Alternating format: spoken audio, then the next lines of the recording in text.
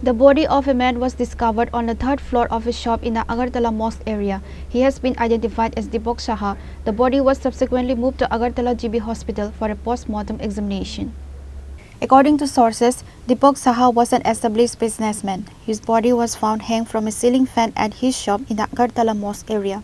Police were immediately informed and rushed to the scene, where they launched an investigation into the incident. The body was later sent to Agartala GB Hospital for a post-mortem examination. আমরা প্রথম থানাতে একটা information আছে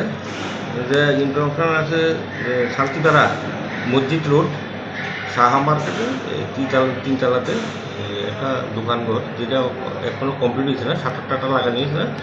ওই জায়গাতে ফ্যানের ceiling ফ্যানের হুকের মধ্যে একটা লোক হ্যাঙ্গিং অবস্থায় আছে। এরপরে আমরা খবর পাইয়া যাই, ফ্যামিলি মেম্বার সবাই আইছিল। জানতে পারি লোকটার নাম দীপক সাহা, বয়স 51, বাবার নাম শ্রী ধীরেন্দ্রচন্দ্র সাহা, বাড়ি কাশীপুর, ইয়েস ওয়েস্ট এরিতে। আমরা যাওয়ার লাগে ইমিডিয়েট আই ওখানে রুগী অসুস্থ আছে, কি আছে ইমিডিয়েট হোটেল আই। আপনি গিয়ে কি অবস্থা দেখছেন? আমি দেখছি ঝুলানো অবস্থা। এই যে মৃত্যুর কারণটা মানে বা আত্মহত্যার সিদ্ধান্তটা কি কারণে? এটা কোনো কিছু ক্লু পাইছি না আমরা।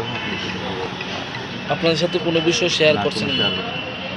তো শুনলাম অনেক টাকা, মানে ব্যবসার ক্ষেত্রে অনেক টাকা, ব্যবসার ক্ষেত্রে লাভ লস সবাই আছে। এবার তাই কোন সোর্সে কী করছে এগুলো আমরা কিছু জানতে পারি।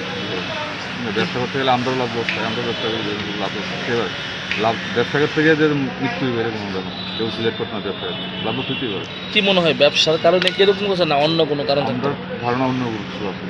মানে কী ধারণা হয় আপনার? অন্য কোনো সিলেক্টের আছে, ব্যবসা করতে গিয়েছিল কত টাকা পয়সা কোনো সিলেক্ট তো করছেই না, অন্য কোনো হাত আছে।